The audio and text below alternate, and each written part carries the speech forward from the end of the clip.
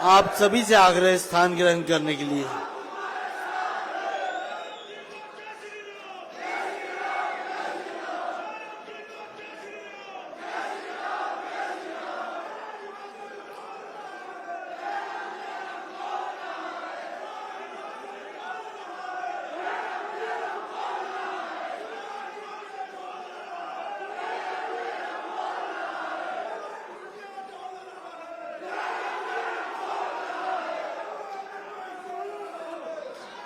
हम जानते हैं आप अपने महबूब नेता का दिल की गहराइयों से अभिनंदन और स्वागत करना चाहते हैं। इससे निमित्त आज वो हमारे मध्य हैं, आप पधारे हैं। हमारा आग्रह रहेगा कृपया बैजिस पहनाकर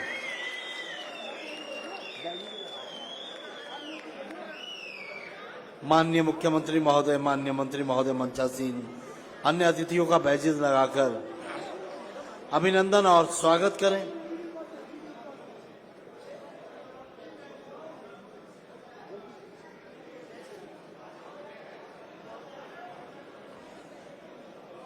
पीटीए अध्यापकों की एक बड़ी लंबी मांग, बड़े समय से चली आ रही मांग, चूंकि विकट परिस्थितियों में आपके द्वारा इस प्रदेश में शिक्षा को आगे बढ़ाने के लिए बहुत बड़ा योगदान रहा है और माननीय मुख्यमंत्री महोदय के उदार हृदय, उदात्त कर्मों ने उस मांग को माना है। हम पीटीए संघ की ओर से माननीय मुख्यमंत्री महोदय का कोटि कोटि आभार व्यक्त करते हैं।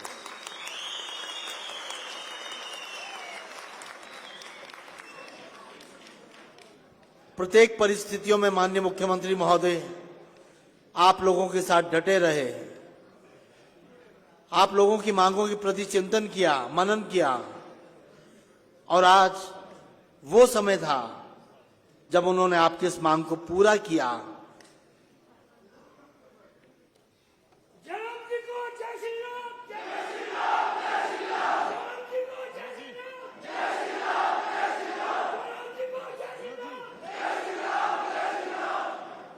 State president PTA association Harish Thakur ji से आग्रह, माननीय मुख्यमंत्री महोदय का अभिनंदन और स्वागत करें। साथ में डिस्ट्रिक्ट प्रेसिडेंट शिमला, मंडी, सिरमौर और सोलन इस अनुष्ठान में सम्मिलित होंगे। माननीय मुख्यमंत्री महोदय का सम्मान करेंगे श्री हरीश ठाकुर जी, जिला शिमला, मंडी, सिरमौर और सोलन के अध्यक्ष इस अनुष्ठान में सम्मिलित होंगे।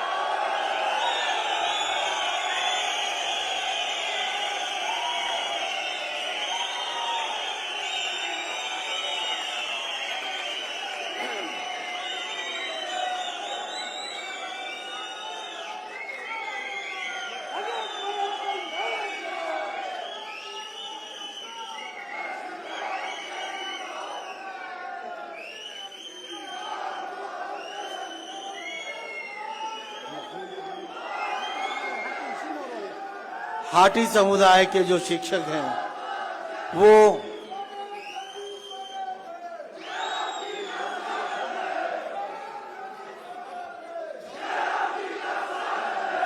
हाटी समुदाय से संबंध रखने वाले हमारे जो पीटीए शिक्षक हैं, इनकी दो मांगे पूरी हुई हैं। एक तो ये पीटीए में नियमित हुए और दूसरा इनके हाटी समुदाय के लिए जो एक बहुत बड़ी घोषणा हुई है माननीय मुख्यमंत्री महोदय को सम्मानित कर रहे हैं।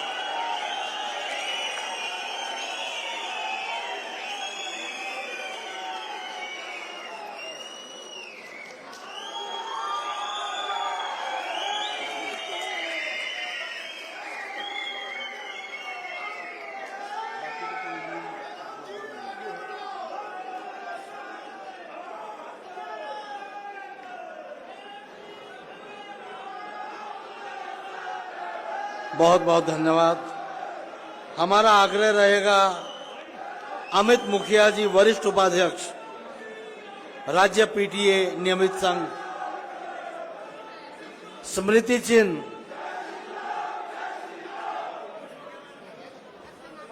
चिन्ह माननीय मुख्यमंत्री महोदय को, हरीश जी और सभी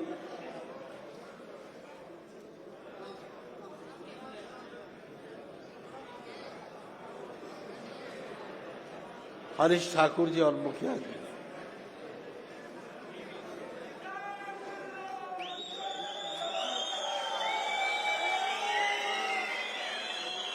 मां सरस्वती की ये प्रतिमा, चांदी की ये प्रतिमा। धन्यवाद। आग्रह रहेगा अमित मुखिया जी, वरिष्ठ उपाध्यक्ष, माननीय मंत्री महोदय को सम्मानित करेंगे। उनके साथ किन्नौर, ऊना और हमीरपुर के डिस्ट्रिक्ट प्रेसिडेंट भी रहेंगे। माननीय मंत्री महोदय को सम्मानित करेंगे।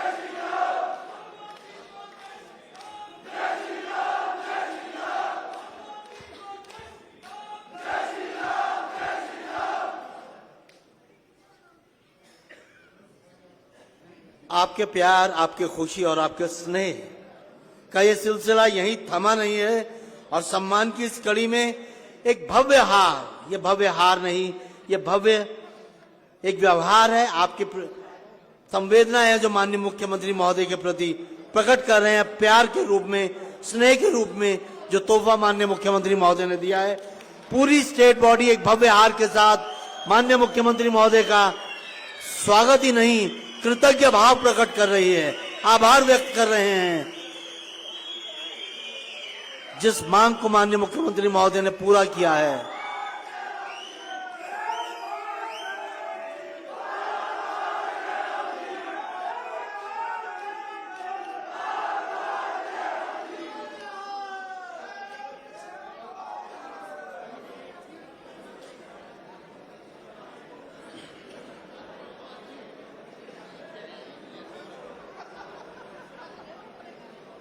हमारा विनम्र आग्रह हिमाचल प्रदेश पीटीए नियमित संघ के प्रदेश अध्यक्ष आदरणीय श्री हरीश ठाकुर जी से स्वागत संबोधन के लिए आदरणीय श्री हरीश ठाकुर।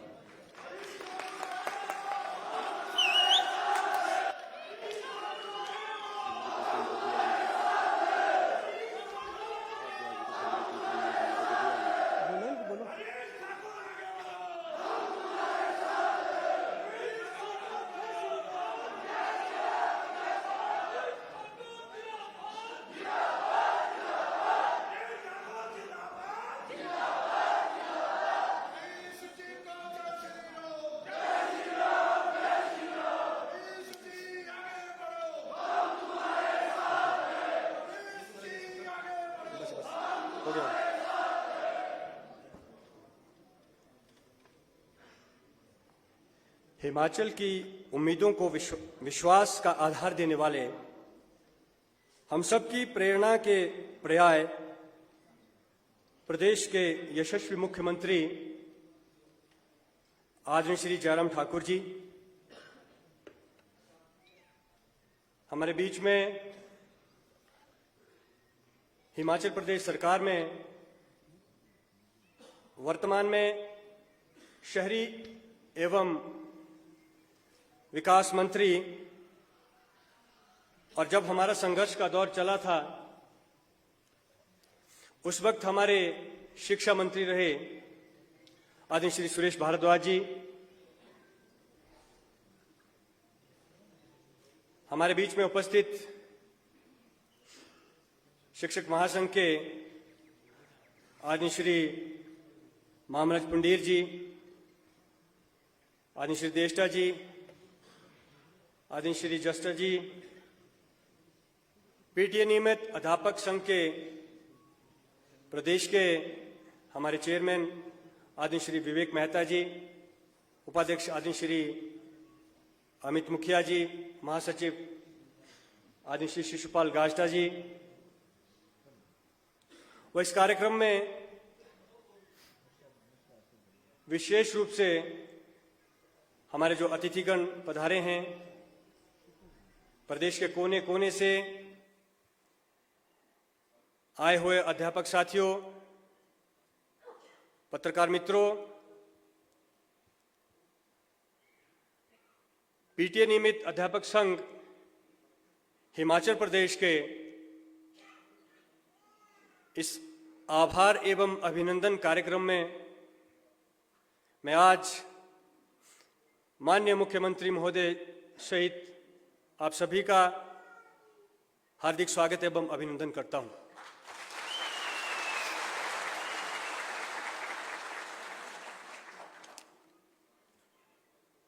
जैसे कि कार्यक्रम आभार एवं अभिनंदन, इसका नाम है। हिमाचल प्रदेश का प्रत्येक पीटीए शिक्षक माननीय मुख्यमंत्री महोदय जी और माननीय मंत्री महोदय जी का हृदय से लंबे अरसे से आभार प्रकट करना चाहता था, अभिनंदन करना चाहता था।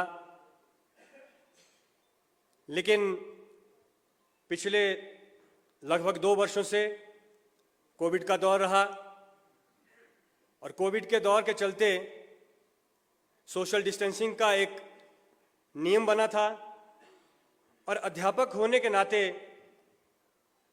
हमने कभी नहीं चाहा कि हम नियमों की अवहेलना करें, नियमों को तोड़ें।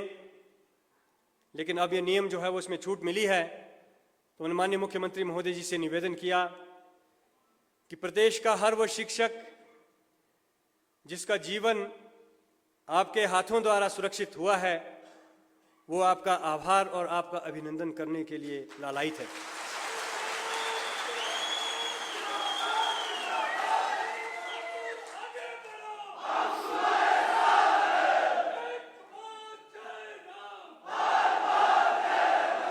महोदय, प्रदेश का हर अध्यापक आपका ऋणी है। आपने समय समय पर पीटीए अध्यापकों की पीड़ा को समझते हुए हमारे दुख दर्द को दूर किया है और उसको अपना दुख दर्द समझते हुए हर समय हमारे साथ चट्टान की तरह खड़े रहे। विधायक के रूप में,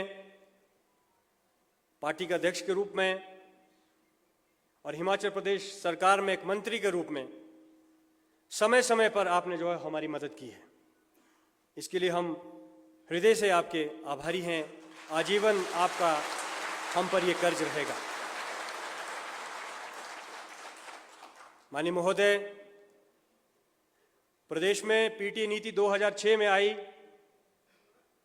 प्रदेश के दूर दराज के इलाकों में जब एक नियमित अध्यापक जो है वो वहां पढ़ाने के लिए नहीं जाता था, तो वहां की पीटीए ने व्यवस्था की कि बच्चों की पढ़ाई बाधित ना हो और उस व्यवस्था को सुचारू रूप से चलाने के लिए पढ़े लिखे नौजवानों को विद्यालयों में आकर के पढ़ाने का मौका दिया। और 2006 में ये पॉलिसी बनी और 2006 से लेकर 2022 तक पूरे प्रदेश में जो है हम लोग विद्यालयों में शिक्षा की अलख जगा रहे हैं। लेकिन इस बीच हमारे सभी साथियों ने बहुत ऐसे पड़ाव देखे जो आपसे अछूते नहीं है। वो इसलिए अछूते नहीं है क्योंकि आपने हमारी समस्या को बहुत नजदीक से देखा है। हमारे बहुत सारे साथी जो हैं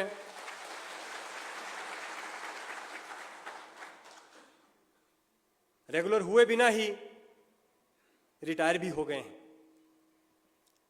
आपने समय समय पर हमारी मदद की,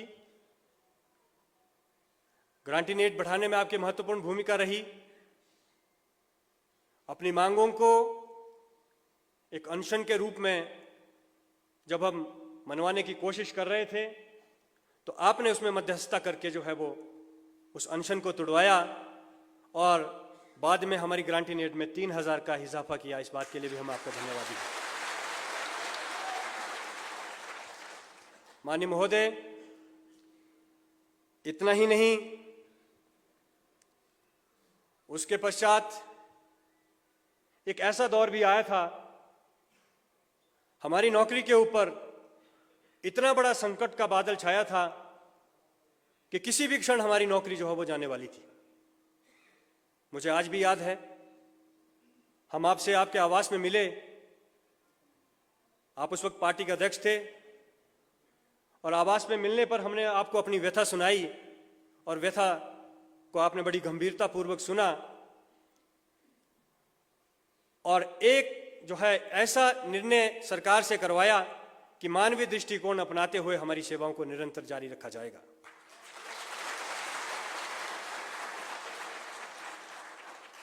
इतना ही नहीं महोदय, जब भी कभी हमें संकट आता था तो आप हमारे तारणहार बनकर के उस संकट को खत्म करने की आप कोशिश करते थे। उसके बाद हम पर एक ऐसा संकट आया कि हमारा मामला जो है वो सुप्रीम कोर्ट में चला गया। 2015 की बात करता हूं।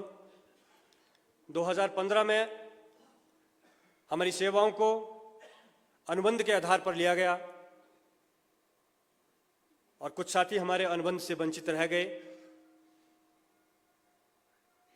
उनको भी अनुबंध के बराबर जो है वो वेतन दिलाया गया।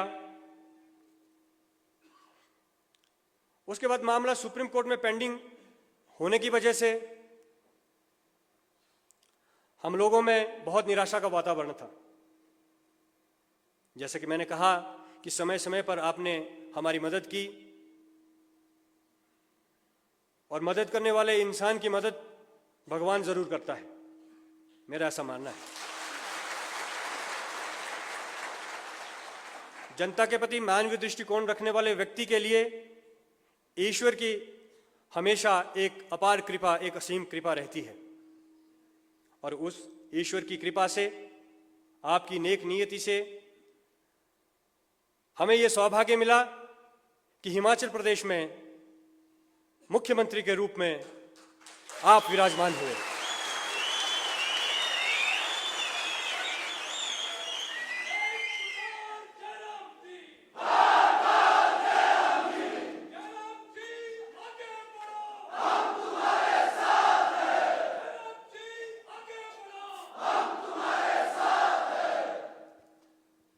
उस वक्त तो हमारे अध्यापकों के बीच में ये भी चर्चा का दौर था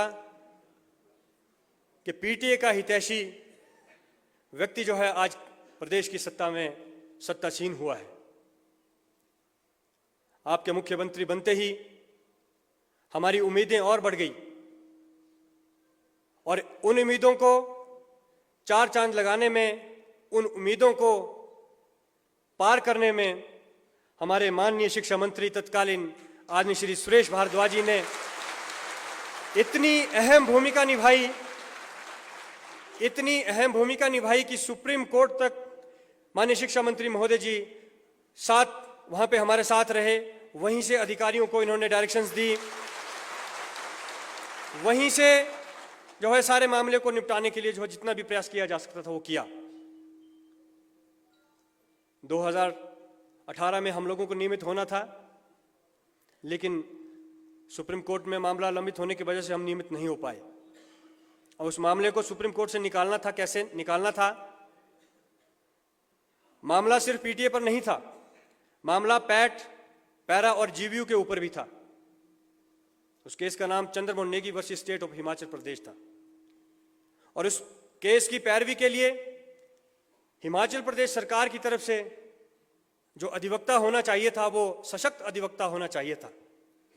हालांकि हमारे जितनी भी यूनियंस थी उन्होंने भी अलग अलग अधिवक्ता करके रखे थे, लेकिन अगर सरकार का अधिवक्ता जो है वो ढीला होता या पैरवी अच्छे से नहीं करता तो हम चाहे जैसे मर्जी एडवोकेट्स खड़ा कर दें, हमें लाभ मिलने वाला नहीं था। माननीय महोदय, आपने जब दिल्ली में हम इस केस के से संबंध में थे तो वहां चर्चा हुई कि इस केस से हमको कौन निकाल सकता है। तो दो नाम सामने आए, एक तुषार मेहता जी का और एक परमजीत सिंह पटवालिया जी का। तो सब साथियों ने यह कहा कि तुषार मेहता जी, उनका विदेश दौरा भी रहता है, कहीं सुप्रीम कोर्ट में हमारा केस लग गया और तुषार मेहता जी वहां पे उपलब्ध नहीं हुए तो दोबारा दिक्कत हो जाएगी। तो सबने जो ये तय किया कि भी सरकार की तरफ से हमको परमजीत सिंह पटवालिया जी होने चाहिए। हमने आपसे दिल्ली से विनम्र निवेदन किया और मुझे ये बताते हुए, यहाँ पे उपस्थित सभी अध्यापकों को ये बताते हुए हर्ष अनुभव हो रहा है कि दिल्ली से मैंने आपसे विनम्र निवेदन किया और शाम को 6 बजे उसी दिन पटवालिया जी से हमारी मीटिंग जो है आपने तय करवा दी।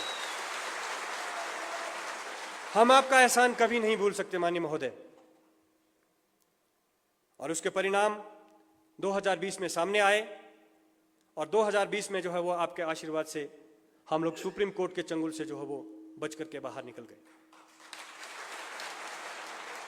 और 2020 एक ऐसा समय जिस वक्त प्रदेश क्या, देश क्या, पूरे विश्व भर में कोरोना महामारी जैसा एक भयंकर संकट आया था और उस संकट के चलते जो है वो हर प्रदेश की, हर देश की सरकारें जो है नौकरियां कम कर रही थी, नौकरियों में कटौती कर रही थी,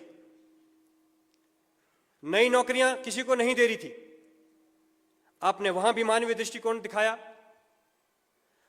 हम आपसे मिले, आपसे निवेदन किया कि एक बहुत लंबा अरसा हो गया है, हमारे बहुत सारे साथी जो हो 50 साल की उम्र पार कर चुके हैं, कईयों के बच्चे कॉलेजेस में पढ़ रहे हैं, कईयों के बच्चों की शादी होने वाली है, कई लोग बीमारी से ग्रसित है, उनको इलाज का खर्चा चलाने के लिए उनको पैसे की आवश्यकता पड़ती है, वो उनको जो है वो नहीं, उनका गुजारा नहीं चल पा रहा है।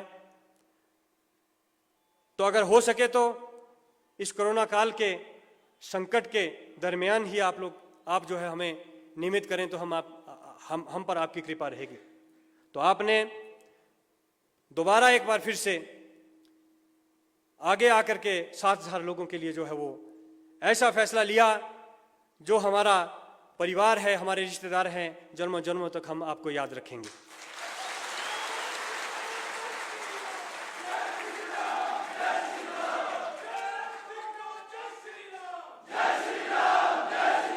माननीय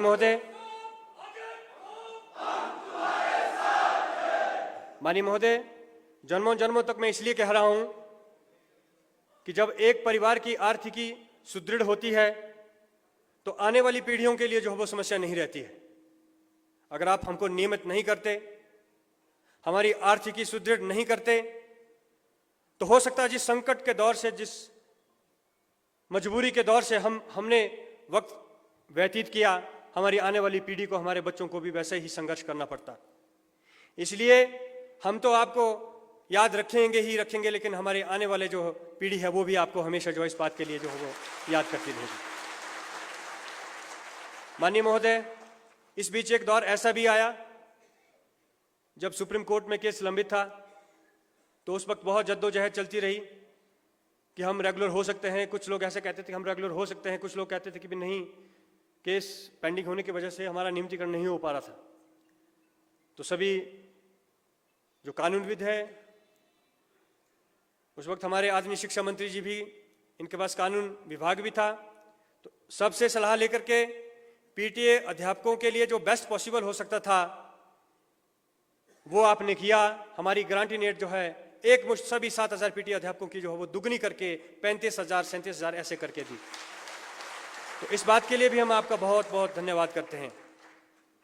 माननीय महोदय, आपने हम पर इतने उपकार किए हैं, कहते कहते लंबा वक्त लग जाएगा। मुझे मालूम है कि आपका वक्त कीमती है, आपने अभी किसी और कार्यक्रम में भी जाना है, तो मैं ज़्यादा वक्त नहीं लूँगा।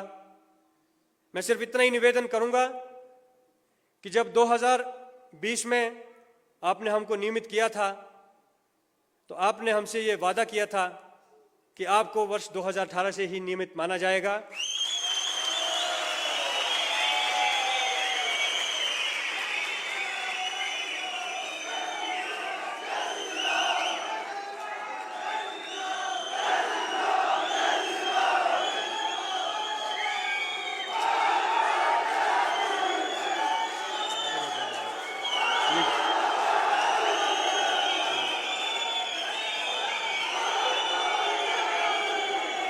बट हो गया प्लीज।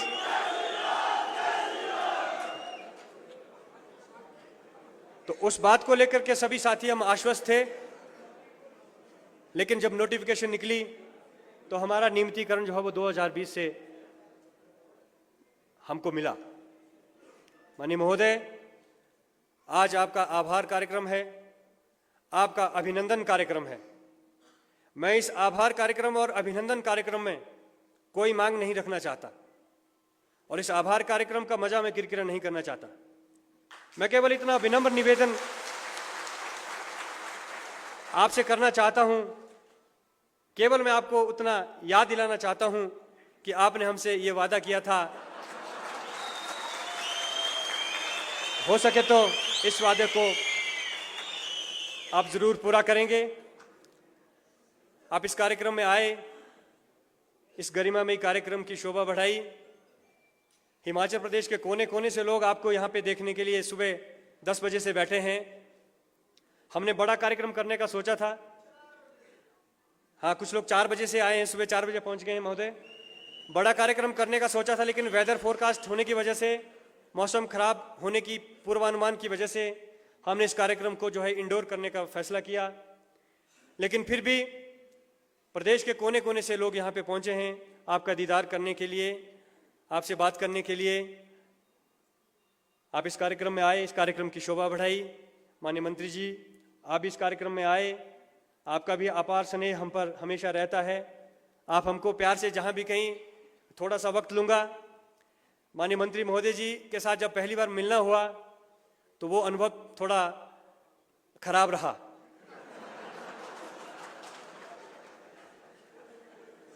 लेकिन वक्त बीतते बीतते, मैं सच कह रहा हूं, लेकिन वक्त बीतते बीतते अनुभव ऐसा हुआ कि जब भी कहीं, जहां भी कहीं सचिवालय में हो, विधानसभा में हो या कहीं बाहर हो, तो इनके मुंह में 2 शब्द रहते हैं, आप ही लाल टोपी हरी टोपी।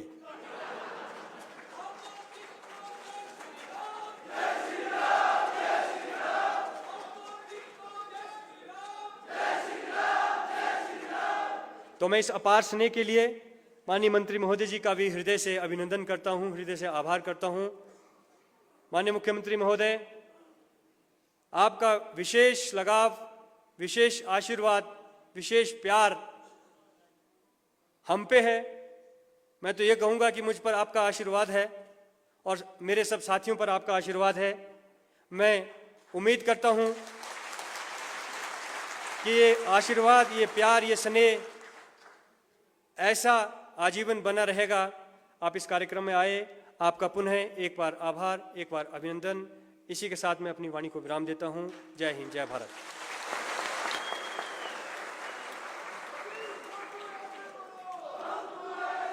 धन्यवाद हरीश ठाकुर जी। किस प्रकार से विषम परिस्थितियों में माननीय मुख्यमंत्री महोदय एक उम्मीद की किरण बनके पीटीए अध्यापक संघ के जीवन में आए, इनके व्यवहारिकता में आए और एक नया आभा मंडल आप लोगों के जीवन में, एक सूर्य का आभा मंडल आपने प्रकाशमान किया है। माननीय मुख्यमंत्री महोदय के लिए, माननीय मंत्री महोदय के लिए जोरदार तालियां।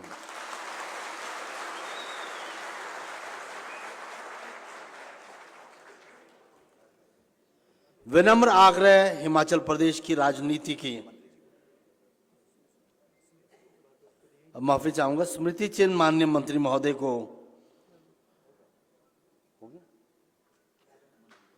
और जो माननीय मंत्री महोदय के साथ जो अतिथि आए हैं उन्हें भी सम्मानित करें।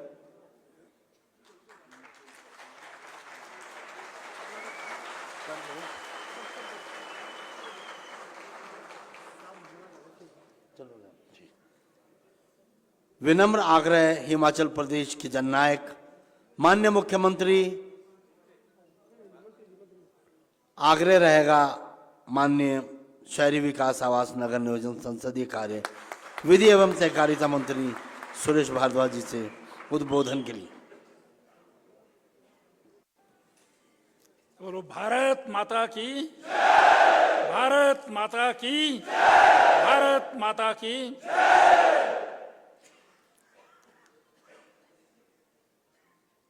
पीटरहॉफ सभागार में आज हरी टोपी और लाल टोपी के कॉम्बिनेशन वाले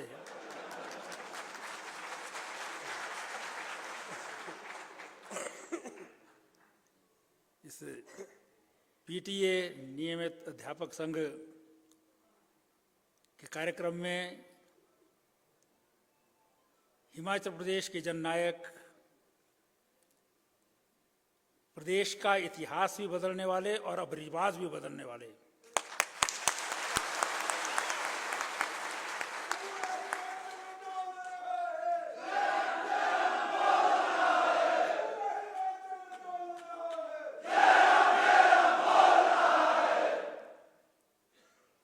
हमारे प्रदेश के यशस्वी मुख्यमंत्री आदरणीय ठाकुर जयराम जी,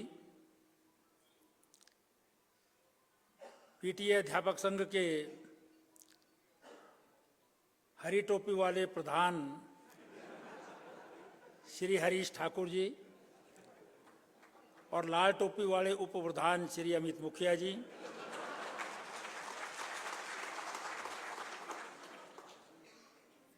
जब पुराना संघर्ष होता था तब हम नाम सुनते थे विवेक मेहता का, वो भी यहाँ पर विराजमान है।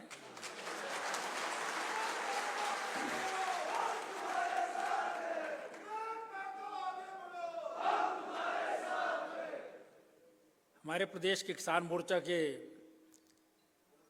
महामंत्री हैं श्री संजीव देष्टा जी और हमारे शिमला मंडल के अध्यक्ष भी हैं श्री राजेश शारदा जी।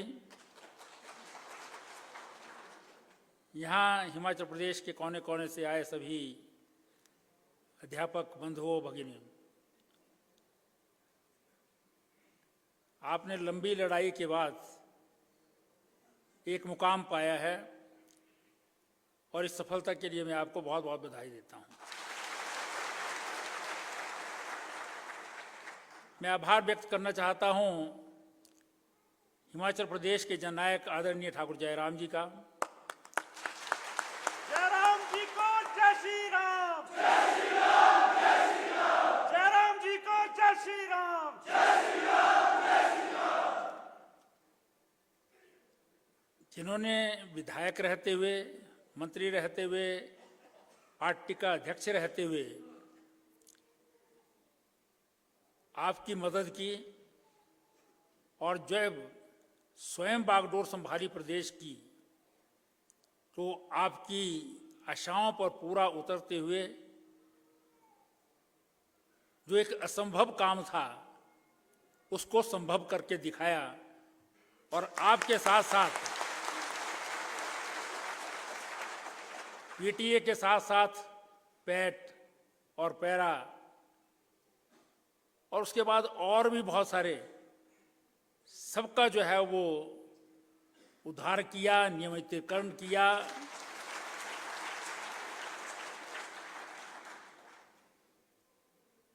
सरकारें यहाँ पर आती हैं, जाती हैं, अलग अलग समय पर। विशेष रूप से हिमाचल प्रदेश में शिक्षा जो हिमाचल के बनने पर 4.8% थी, वो बढ़कर के आज लगभग 100% हो गई है। और हिमाचल प्रदेश शिक्षा के क्षेत्र में देश के जो सबसे अग्रणी राज्य हैं उनमें से एक है, जिसका श्रेय आप सभी को जाता है। विभिन्न समय पर जो जो पॉलिसी बनी, अध्यापक बने, उनको जाता है। कोई हिमाचल प्रदेश जो है वो बहुत रिमोट एरियाज हैं, यहाँ पर बैकवर्ड एरियाज हैं, किसी समय जब शुरुआत हुई थी हिमाचल प्रदेश की तो बसें नहीं होती थी, तब भी जो है वो अध्यापक दूर दराज के इलाके में जाते थे। जैसे जैसे शिक्षा का प्रचार प्रसार होने लगा और साथ साथ जो है वो साधन भी उपलब्ध होने लगे, तब भी बहुत सारे ऐसे स्थान हैं जहां पर शिक्षक नहीं पहुंच पाते थे जो नियमित होते थे। उन स्थानों पर बच्चे पढ़ना चाहते थे, उनके माता पिता जो हैं वो उनको शहरों में कहीं अच्छे स्थानों पर भेज नहीं सकते थे, इसलिए ऐसे स्थानों पर जो है वो अलग अलग समय पर अलग अलग स्कीम्स बनी। उसमें अध्यापक वहां पर जो है वो अपॉइंट होते रहे। कभी वॉलंटियर टीचर बने, 200-250 रुपये मिलता था उनको। फिर वो विद्या उपासक बने, ग्रामीण विद्या उपासक बने, सब रेगुलर भी होते रहे।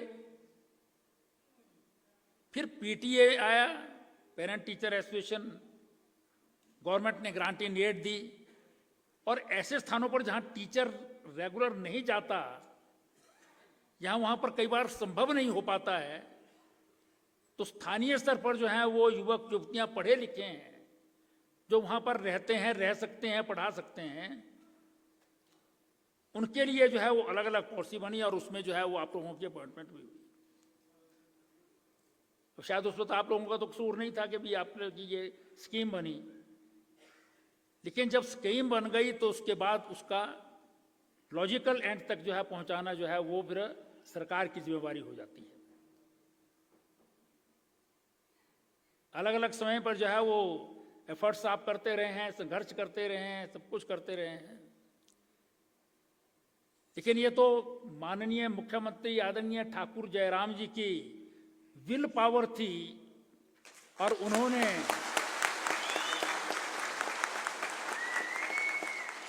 मुझे भी आदेश दे रखे थे कि इनका कुछ करना है। मेरी कंस्टिट्यूंसी तो शहरी कंस्टिट्यूंसी है, यहां पर तो रेगुलर के ऊपर रेगुलर सब रेगुलर रहते हैं। यहाँ कोई पीटीए का नहीं लगता, कोई वॉलंटियर टीचर नहीं लगता। नुकसान होता है मेरे को। मेरे साथ की कंस्टिट्यूंसी जो है वो शिमला ग्रामीण है, वहाँ पर 150-200 बच्चे जो हैं वो भर्ती हो जाते हैं, लेकिन शिमला में कोई जगह ही नहीं होती है, इसलिए हमारा कोई बच्चा जो है भर्ती नहीं हो सकता। लेकिन मुख्यमंत्री जी का आदेश था, फिर ये लोग भी मिलते थे, लॉजिक भी देते थे उसके पीछे, तो उस आदेश का पालन करते हुए हमने, चाहे वो सुप्रीम कोर्ट तक हो, चाहे वकील की अपॉइंटमेंट हो, चाहे उसके बाद रेगुलराइजेशन करने के आदेश हों, हमने जो है वो पूरी शिद्दत के साथ जो है वो आदेश जो है उनका पालन किया और आपका नियमितीकरण किया। शायद बहुत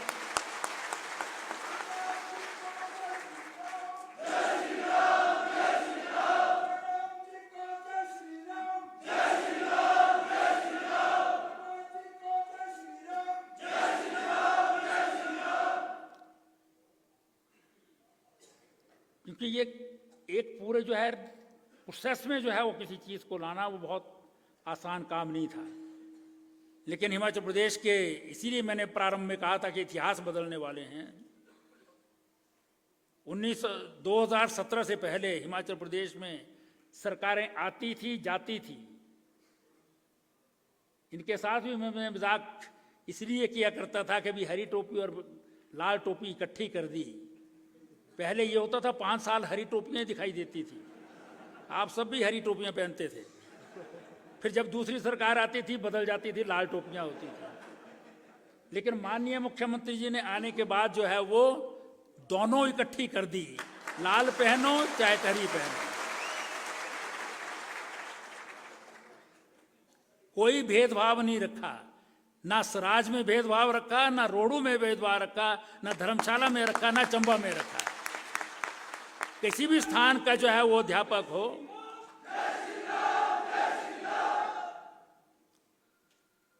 और उसके अंतर्गत जो है वो नियमितीकरण हुआ है और पहले ही हम सोच रहे थे कि भाई आपका कार्यक्रम ऐसा नहीं हो सकता कि कोई डिमांड ही ना हो, लेकिन मेरे को बड़ी खुशी हुई क्योंकि वैसे तो रोजाना मिलते रहते थे ये, लेकिन भाषण मैंने पहली बार सुना हरीश ठाकुर का।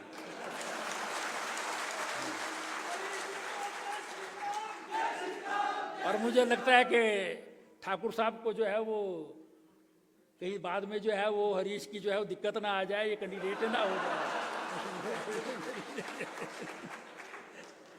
इसलिए, लेकिन बहुत अच्छा जो है वो अपने मतलब to the point sequence wise जिस तरह से जो है इन्होंने प्रेजेंटेशन की, और यही प्रेजेंटेशन जो है वो आपके इस कार्यक्रम के लिए जो आप आए नियमितकरण के बाद आभार करने, वो इसी प्रेजेंटेशन का नतीजा है। क्योंकि ट्रेड यूनियन का जो है वो तरीका ही यही है कि वहां पर जो है वो संघर्ष होता है पर नेगोशिएशंस भी होती हैं। जो आप बाहर नारे लगाते हैं उसके बाद जब टेबल पर बैठते हैं तो किस तरह से अपनी बात को प्रेजेंट करते हैं और नेगोशिएट किस ढंग से करते हैं, उसी का फल होता है कि मिलता है। बहुत सारे लोग आते थे, अब कई बार जो है वो, अब मेरी मुश्किल ये है कि मैं बहुत सालों तक वकालत करता रहा हूँ, तो इसलिए इधर से आर्गूमेंट आ गया तो मेरे को उसका काउंटर आर्गूमेंट देना ही देना होता है। तो कई बार जो है हरीश की भाषा में जो वो खराब लगता था, अभी भी लगता है बहुत लोगों को, मैं इसी तरह से जो है वो काउंटर करता हूं, क्योंकि उसका अर्थ होता है कि भी आप जो है अपनी बात प्रॉपर काउंट अगर जो है आर्गूमेंट देंगे तो हम समझ जाएंगे उसको कि भी कैसा करना चाहिए।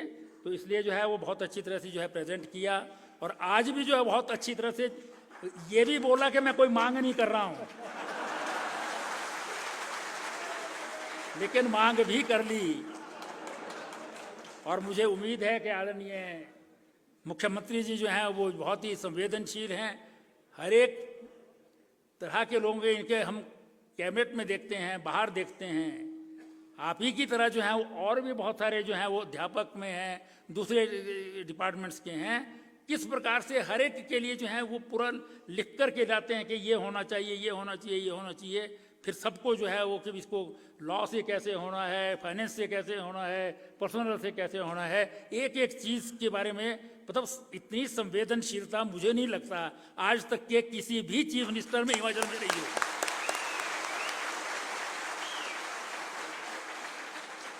मतलब आम जनता को सुनना भी, और उसके बाद उस पर सुनने के बाद जो है वो बहुत सारे लोग हैं, ठीक है सुन रहे हैं, कागज पकड़ा, इधर उठाया उधर आया, लेकिन उसके बाद उसके लेकर के पूरे जो है वो तन्मयता के साथ उसको पूरा करना, ये एक बहुत बड़ी जो है वो बात होती है। ये हर आदमी में नहीं होती है। नेता भी बहुत होते हैं, लेकिन हर नेता जो है वो इस प्रकार से सुने भी और उसको पूरा करने के लिए पूरा जो है वो अपना जितनी भी क्षमता होती है उसको पूरा लगा दे और उसको पूरा करने के लिए कोशिश करे। इसके लिए जो है वो हम रोजाना जो है बहुत सारे अन्य विषयों में भी देखते हैं, हम चाहे हम जो है मंत्रिमंडल में देखते हैं, मंत्रिमंडल के बाहर देखते हैं, कोई भी संवेदनशील व्यक्ति मानवीयता के आधार पर काम करना, इन्होंने कहा ना कि पहले भी मानवीय आधार पर 3,000 रुपये बढ़ाया, ये तो एक आपका शायद जो है वो कोई संबंध अलग होगा, पर हर विषय में कोई भी व्यक्ति इनके पास जाता है, रोजाना जो है वो कितने ही लोग मिलते हैं, सबको जो है बहुत अच्छी प्रकार से सुनना और उसके ऊपर कार्रवाई करना और हर एक व्यक्ति की मदद करना, ये एक बहुत बड़ा जो है वो शायद भगवान की जो है वो देन होती थी। यही कारण है कि एक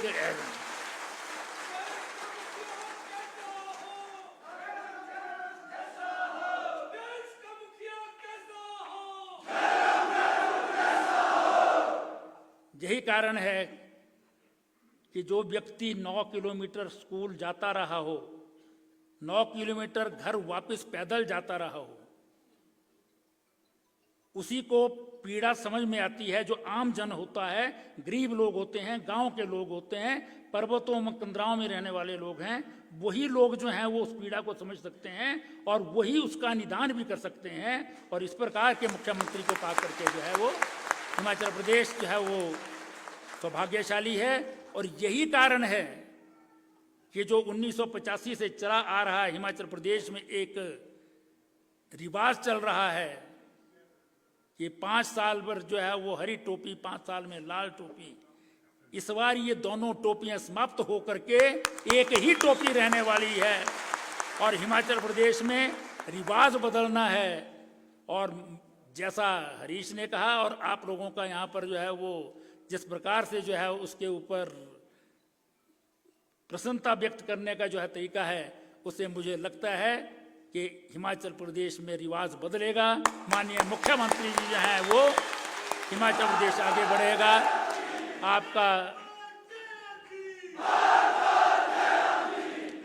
आपने याद रखा 2 साल बाद भी देर हुई, वो तो महामारी के कारण हुई, लेकिन आपने याद रखा और ये कार्यक्रम किया और आभार व्यक्त किया, इसके लिए भी धन्यवाद आपका। बहुत बहुत धन्यवाद। जय भारत, जय हिंद।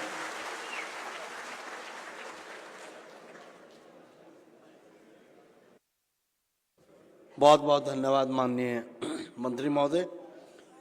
ललित ठाकुर जी और शिशुपाल गाजटा जी से हमारा निवेदन रहेगा, हमारे मध्य मामराज पुंडीर जी, संजीव देष्टा जी और राजेश शारदा जी है, इन्हें भी कृपया आप सम्मानित करें। और करबद्ध विनम्र आग्रह हिमाचल प्रदेश की राजनीति के पुरोधा, हिमाचल प्रदेश के जननायक, माननीय मुख्यमंत्री हिमाचल प्रदेश आदरणीय श्री जयराम ठाकुर जी से संबोधन के लिए।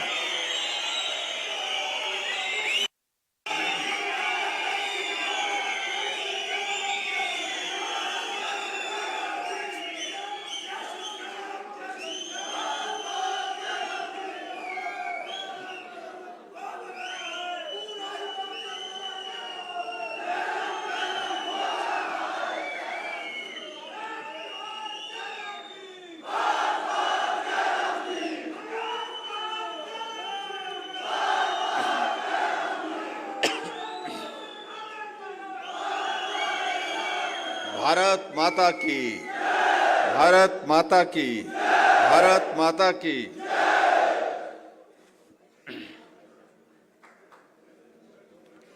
आज इस पीटीए नियमित अध्यापक संघ के इस कार्यक्रम में जिनका आपने अभी संबोधन सुना, शिमला के हमारे लोकप्रिय विधायक और हिमाचल प्रदेश सरकार में शहरी विकास मंत्री आदरणीय श्री सुरेश भारद्वाज जी,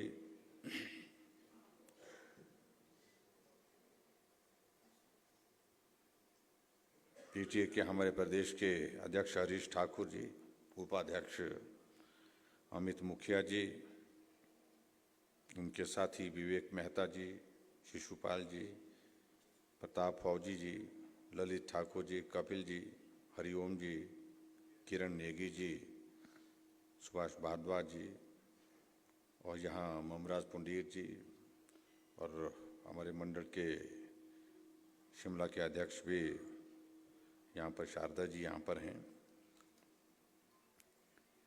और उपस्थित सभी यहाँ देवी और सज्जनों, आभार कार्यक्रम के लिए हम आज यहाँ एकत्रित हैं और ये आग्रह बहुत लंबे समय से लंबित था।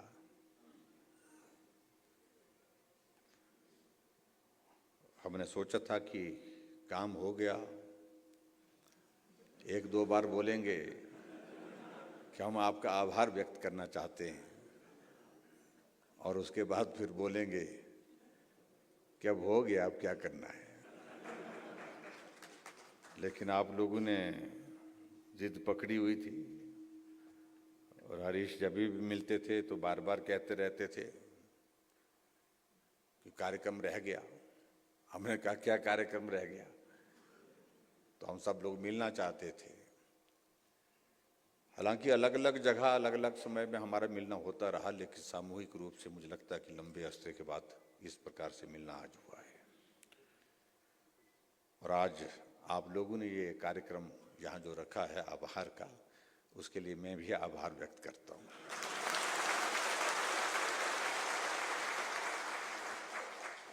जयराम जी को जय श्री राम, जय श्री राम, जय श्री राम। जयराम जी को जय श्री राम, जय श्री राम, जय श्री राम। मैं मैं भारद्वाज जी को कह रहा था कि आजकल लोग बहुत टेक्निकल हो गए हैं।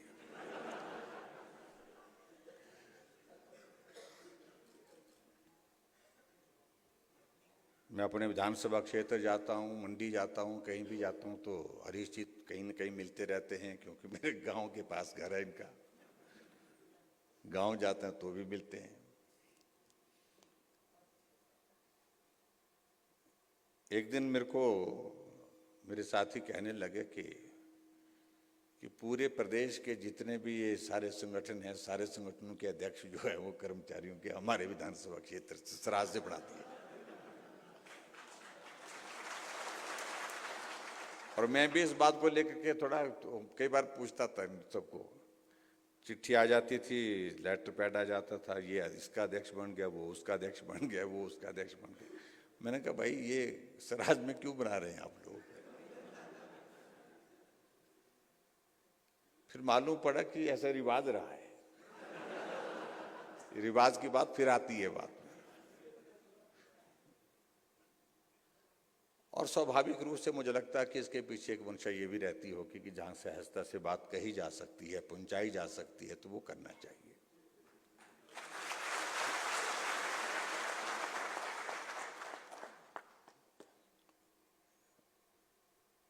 और जहां तक पीटीए की बात है, पीटीए के लिए अब उस वक्त भी लड़ाई लड़ते रहे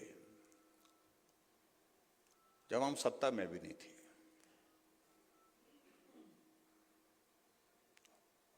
हालांकि कई बार हमारी पार्टी में भी ऐसे विचार आते थे, क्योंकि सभी के क्षेत्र की परिस्थिति एक जैसी नहीं है।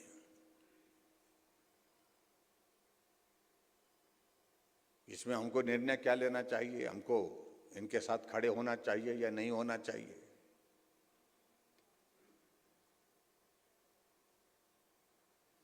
लेकिन हमारा इनके साथ, आप लोगों के साथ खड़े होने की वजह सबसे बड़ी बात तो यही है कि हिमाचल के ग्रामीण क्षेत्रों में, दूर दराज के इलाके में, जहां कर्मचारी पहुंचाना मुश्किल हो जाता है, पहुंचाया तो फिर वहां रखना मुश्किल हो जाता है, टिकाना मुश्किल हो जाता है, वहां कोई अगर काम कर रहे थे, टिक करके काम कर रहे थे, ईमानदारी से काम कर रहे थे, तो हमारे वो पीटीए के हमारे साथी कर रहे थे।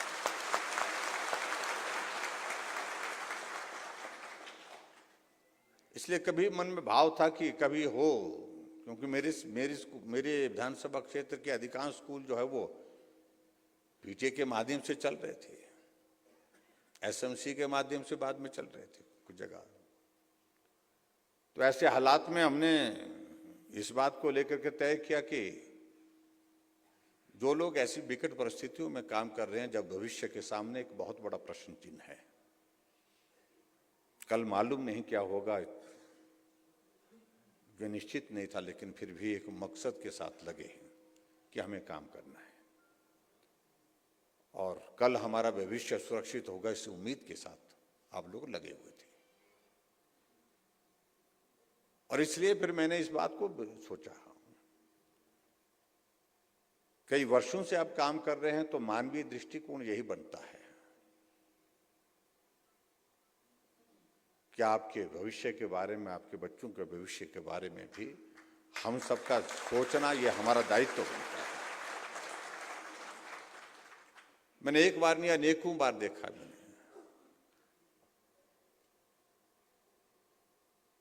छोटे छोटे बच्चों को भी गोद में लेकर के अपनी बात को कहने के लिए हमारे पीटीए के कर्मचारी हमारे पास प्रस्तुत होते थे।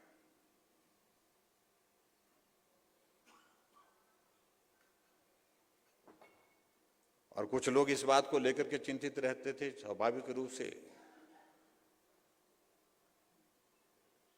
कि हमारी उम्र बढ़ती जा रही है, ये उम्र रुकती नहीं है किसी के लिए भी, कम वक्त 1 साल में 1 वर्ष और बढ़ जाती है,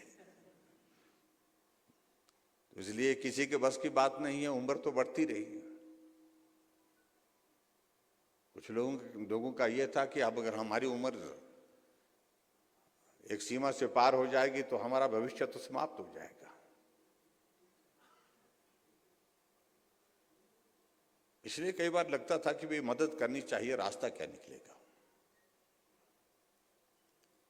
और विपक्ष में रहते हुए भी हम आप लोगों के साथ खड़े होते रहे। सरकार बनी तो हमारे सामने इस बात का प्रश्न आया कि अब भविष्य को सुरक्षित करने के लिए क्या करना चाहिए। तो तय यही हुआ कि इस लड़ाई को लड़ना है।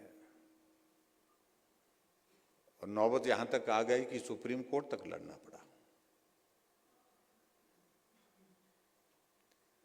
और ऐसी परिस्थिति में एक बात को लेकर के फिर कौन वकील हो, आपका पक्ष मजबूती के साथ वहां पर प्रस्तुत हो, ये बहुत आवश्यक था। और इसलिए जो भी हम सरकार की ओर से जो मदद कर सकते थे, जिस रूप में कर सकते थे, वो करने का हमने प्रयत्न किया। और मुझे इस बात की खुशी है कि आखिरकार उसमें हम सफल हुए। और आज मैं इस बात को देखता हूं कि हमारे हिमाचल प्रदेश में जितने भी आप सब सारे लगे हैं, मैं उसमें डिटेल में जाना भी नहीं चाह रहा हूं। अगर हम उनमें सब बातों का हम जिक्र करते रहें तो बहुत लंबा वक्त लगेगा। तो सभी को सुरक्षित करने की दृष्टि से जो किया जा सकता था उस वक्त की परिस्थितियों में वो करने का हमारा प्रयास हुआ और उसमें सफलता हासिल हुई। और सच कह रहा हूं कि उस वक्त मुझे भी इस बात का आनंद हुआ जब आपका भविष्य सुरक्षित हुआ। एक अनुभूति, एक एहसास जिसको बोल सकते हैं।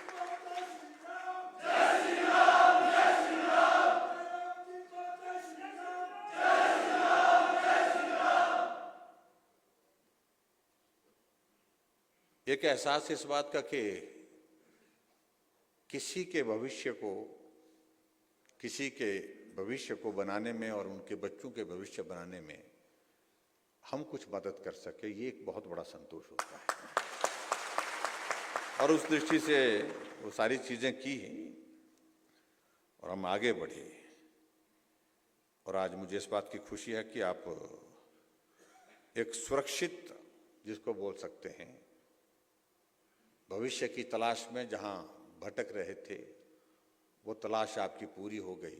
एक सुरक्षित भविष्य आपके पास है, आपके परिवार के लिए, आपके बच्चों के लिए। और उसके लिए निश्चित रूप से आप सबको बहुत बहुत बधाई।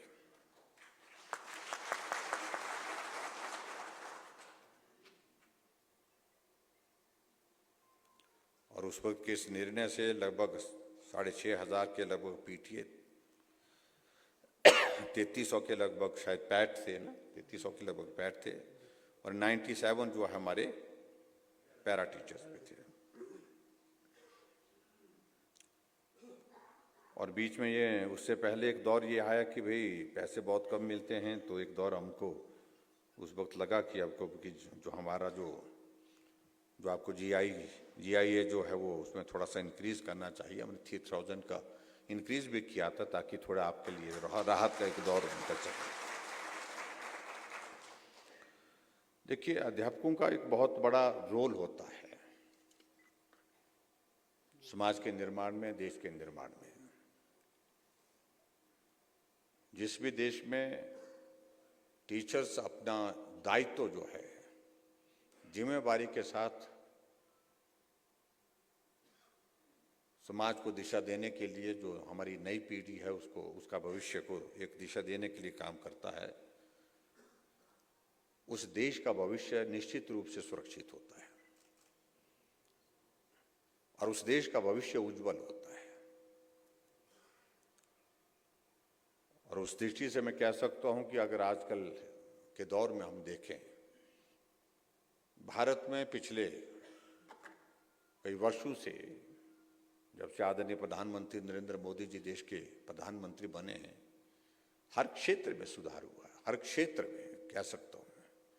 और शिक्षा के क्षेत्र में तो उनका बहुत बड़ा फोकस रहता है।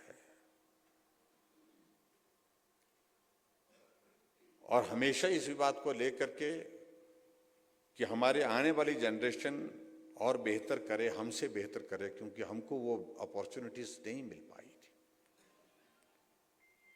लेकिन हमारी जनरेशन को जो अपॉर्चुनिटीज मिली उसका सदुपयोग करके वो आगे बढ़े और अपना भविष्य भी और देश का भविष्य बनाने में जो है वो कंट्रीब्यूट करे, अपना योगदान दे सके। उस दृष्टि से आप सब लोग लगे हैं, मैं आप सबको शुभकामनाएं देता हूं। लेकिन ये भी बात सत्य होती है कि कुछ चीजें इस प्रकार की रहती हैं कि वक्त निकलने के साथ बदलती भी है।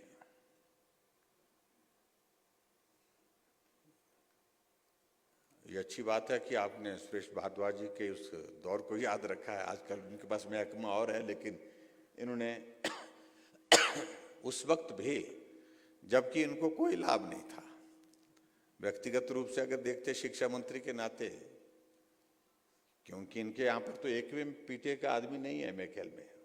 कोई रिश्तेदार कोई गांव में रोड में लगा होगा या कोई और जगह लगा होगा तो बात अलग होगा, कोई साथी दोस्त पार्टी का साथी लगा होगा। लेकिन हमारी सदैव इनके साथ जब भी बात होती थी, भाई इनकी मदद करनी है, तो इन्होंने कहा कि हाँ करेंगे। लेकिन काम करने का तरीका अपना अपना होता है।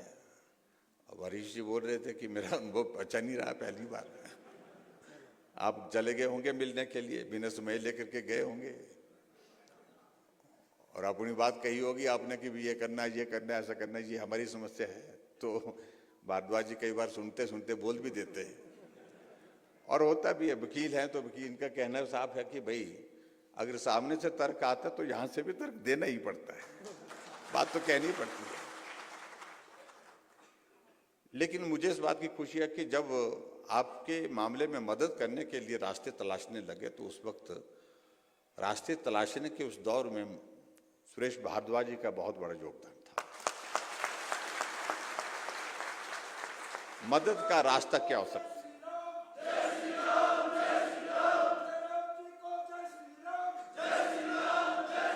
पहली बात तो ये थी कि मंशा हमारी साफ थी, आपकी मदद हो। अब मदद करने के लिए रास्ता क्या हो सकता है, ये काम हमने भारद्वाज जी के जिम्मे लगाया।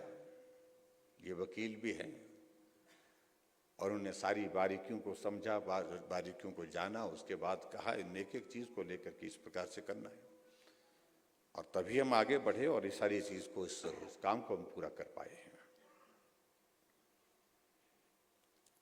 और आज के इस कार्यक्रम में मुझे इस बात को लेकर के आप सबके बीच में जरूर कहना है, अलग अलग तर्क होते हैं, अलग अलग समय की बातें होती हैं। कुछ दूसरे लोग भी हमारे साथी ऐसे कहेंगे कि हमने ही किया, वो कहते हैं, ऐसा भी कहते हैं कि ये पौधा तो हमारा लगाया है, लेकिन लगाने के बाद सूखने के लिए छोड़ दिया जाए। वो तो लगाने से भी उससे ज्यादा पाप है। वो एक तरह का अपने हाथों से लगाया पौधा। लेकिन चलो, फिर भी अपना अपना तर्क होता है, उसमें मुझे कुछ टिप्पणी नहीं करनी है। लेकिन हमने एक मानवीय दृष्टिकोण के नाते जो सारी चीजों को लेकर के एक आकलन किया, उसके नाते हमने कहा कि अगर आपने पौधा लगाया है तो इसको सींचने का काम हम करेंगे।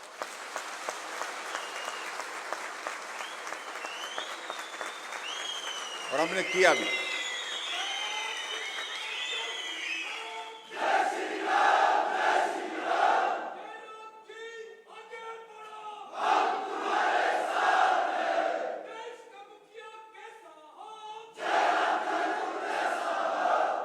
और आज हमें इस बात की खुशी है कि जो हमारा सींचा हुआ पौधा, वो आज वो फल देने वाला हो गया। ये अंतर है, मुझे लगता है कि समझने और समझाने की आवश्यकता है।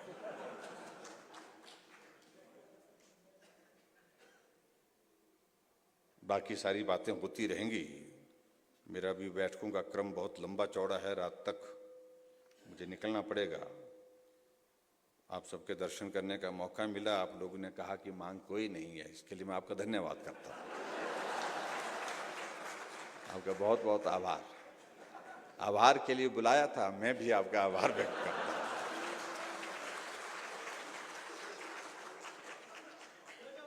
और ना आभार का भार आपके ऊपर, ना आभार का भार हमारे ऊपर। ये अच्छा है।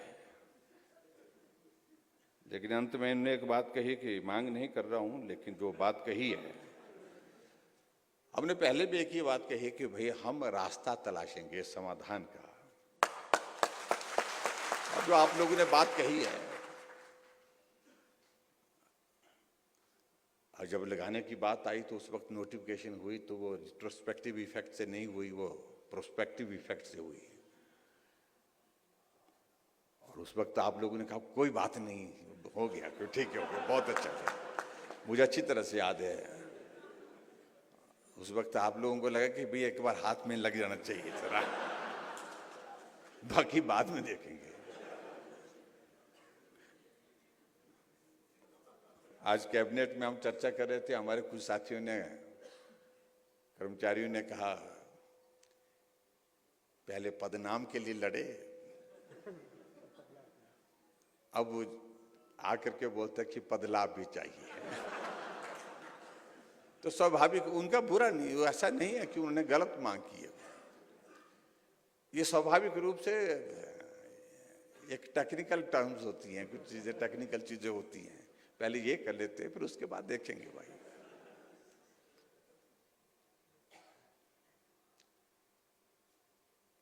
उनकी मांग भी जायज है, अपनी तरफ से वो बात कह रहे हैं, उसका रास्ता भी तलाश रहे हैं।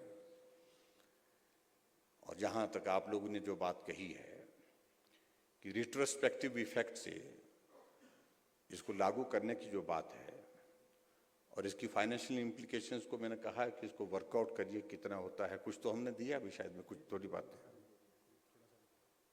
लेकिन वो थोड़ा सा बचता है, ये थोड़ा ही मुश्किल होता है।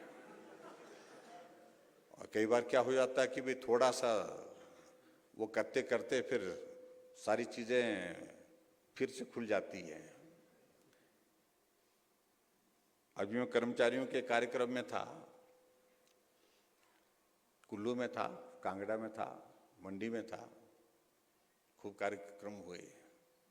तो मैंने कर्मचारियों को पूछा कि भाई यहाँ कोई आदमी ऐसा भी है जिसके साथ कोई विसंगति नहीं है? कि हर आदमी आता है बेचारा कर्मचारी, मेरी ये विसंगति रह गई, हमारी ये विसंगति, क्योंकि आखिरकार टेक्निकल चीजों में आगे पीछे कुछ ना कुछ चीजें इतना कॉम्प्लेक्स हो गई हमारी कर्मचारियों की जो सारी चीजें, जिसके कारण जो है वो एक को ठीक करते हैं तो चार चीजें और विसंगतियां और जुड़ जाती हैं। तो हमने उनको बोला, मैंने कहा कि भाई एक विसंगति होती तो हम दूर करते हैं, लेकिन एक विसंगति को ठीक करते करते जब और 4, 6, 10 और जुड़ जाती तो बहुत मुश्किल काम हो जाती। इसका रास्ता निकालो, आप ही रास्ता बताओ कि एक विसंगति को ठीक करते करते सबकी विसंगति ठीक हो जाए, ऐसा कैसे हो सकता है? बहुत मुश्किल काम है, सच कह रहा हूं, क्योंकि नियम बदलते रहे। और नियम हमने अभी अधिकारियों को बोला भी इस बात को लेकर के कि प्रोविजंस ऐसे होने चाहिए। अभी देखिए हमारी बहुत सारी हमारी जो अपॉइंटमेंट्स जो है वो कोर्ट में फंस जाती हैं, छोटी छोटी बातों पर, छोटी छोटी टेक्निकल चीजों पर, और फिर उसके बाद महीनों नहीं वर्षों लग जाते हैं, और जिसमें समय भी व्यर्थ होता है, पैसा भी व्यर्थ होता है, और जिसको न्याय की उम्मीद होती है उसको न्याय में भी विलंब होता है। इसलिए हमने कहा कि जो भी चीज करनी है, जो टेक्निकली पूरी एक बार एग्जामिन करने के बाद फुल प्रूफ हो, जिसमें कहीं गुंजाइश रहे ना, रास्ता ऐसा निकलना चाहिए। हम उस दिशा में प्रयत्न कर रहे हैं। तो यहां आपके बीच में मैं आपको इतना ही कहना चाह रहा हूं कि जो आपने बात कही है हमने सुन ली है, गंभीरता पूर्वक इसको विचार करके इसका रास्ता निकालने की, जैसे हमने पहले बात कही थी, कोई रास्ता निकालेंगे और इसका समाधान करेंगे, ताकि आप लोगों का जो जेन्युइन जो एक बात है, जो जेन्युइन जिसको बोलते हैं, उसकी हम भरपाई कर सकें, उस दृष्टि से हम प्रयत्न करेंगे। ये मैं आपके बीच में कहना चाहता हूँ। ये मैंने फाइनेंस सेक्रेटरी को बोला है कि इसको एग्जामिन करके इसको जो है मुझे इसकी पूरी डिटेल्स दीजिए, फाइनेंशियल इम्प्लीकेशंस क्या आती हैं और उसमें नोशनल का भी विषय साथ साथ में उनको बोला कि भी इसमें किस प्रकार से किया जा सकता है इसका, और उसके साथ साथ में क्या इसके ये करने से क्या इसकी इम्प्लीकेशन किसी दूसरे इसमें तो नहीं आती है। वही होता है हमारे लिए, हम एक को मदद करने के रास्ते में आगे बढ़ते हैं जब, तो उसी तरह की सिमिलर केसेस कई बार ऐसे हो जाते हैं कि 4 केसेस और हो जाते हैं, तो 4 और खड़े हो जाते हैं कि आपने इनको दिया, हरी टोपी वाले को दिया, तो लाल टोपी वाले भी बोलेंगे कि भाई हमारा भी रह गया। यानी कि मेरे कहने की कैटेगरी जो अलग अलग जो है वो सब लोग इस बात की बात करते हैं, लेकिन फिर भी उसके लिए मैं आपको विश्वास दिलाता हूं कि इसका कोई रास्ता निकालेंगे। आप आश्वस्त रहिए, ये मैं कहता हूं। अब बात आगे की रहती है, आपका भविष्य तो उज्जवल है और उसके लिए आप सबको शुभकामनाएं। और उसके साथ साथ में ये भी मैं कहना चाहता हूं कि जहां हम आजकल एक बात का जिक्र कर रहे हैं कि रिवाज बदलने की, जब साथ चलने की बात हो रही है, साथी बनकर के सहयोगी बनने की बात हो रही है, तो साथ एक तरफा नहीं, वो दोनों तरफ का होना चाहिए। जहां हमें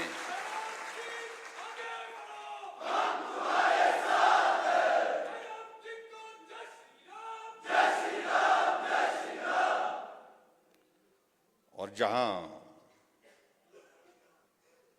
हमें आपके साथ की जरूरत हो वहां आपका साथ हमें मिले, और जहां आपको हमारे साथ की जरूरत हो तो हम खड़े हैं भाई।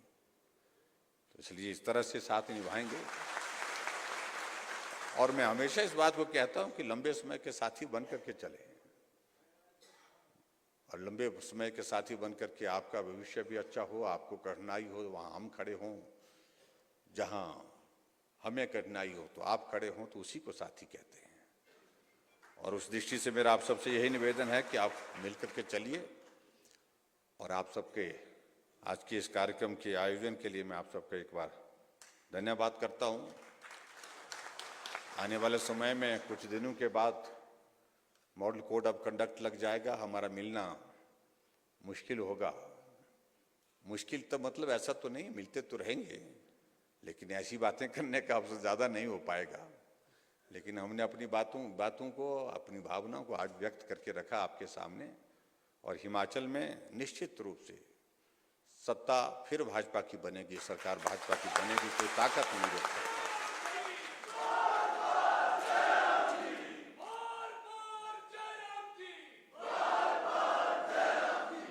तो उसके लिए आप सबकी शुभकामनाएं चाहिए। इतनी ही बात कहते हुए मैं अपनी बात को पूरा करता हूं, और एक बार फिर से आज के इस कार्यक्रम के लिए बहुत बहुत धन्यवाद। नमस्कार, जय हिंद। बहुत बहुत धन्यवाद माननीय मुख्यमंत्री महोदय, आपका स्नेह मार्गदर्शन हमें मिला। आगाज हरी टोपी ने किया था, अंजाम लाल टोपी पर। आग्रह रहेगा श्री अमित मुखिया जी से आभार उद्बोधन के लिए।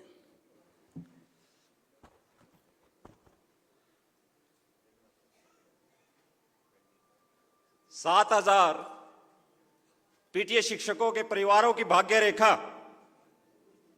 हिमाचल प्रदेश के लोकप्रिय और हिमाचल प्रदेश की बोली वाली जनता के विकास के मसीहा, परम श्रद्धेय श्री जयराम ठाकुर जी, तत्पश्चात हिमाचल प्रदेश के लोकप्रिय शहरी विकास मंत्री, पिता तुल्य सम्मान्य श्री सुरेश भारद्वाज जी, इनके साथ में आए शिक्षक महासंघ के प्रांत महामंत्री डॉक्टर मामराज पुंडीर जी, शिमला भाजपा मंडल अध्यक्ष शारदा जी,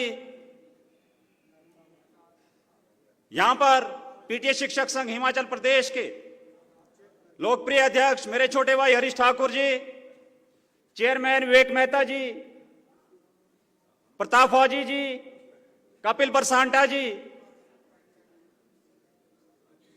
और यहां पर उपस्थित सभी शिक्षक साथियों। महोदय, जिस मानवीय दृष्टिकोण का आपने हमें परिचय दिया है, जो आपने दिखाया है, उसके लिए पीटीए शिक्षक संघ परिवार सहित आपका दिल की गहराइयों से बहुत बहुत हार्दिक अभिनंदन एवं धन्यवाद करता है।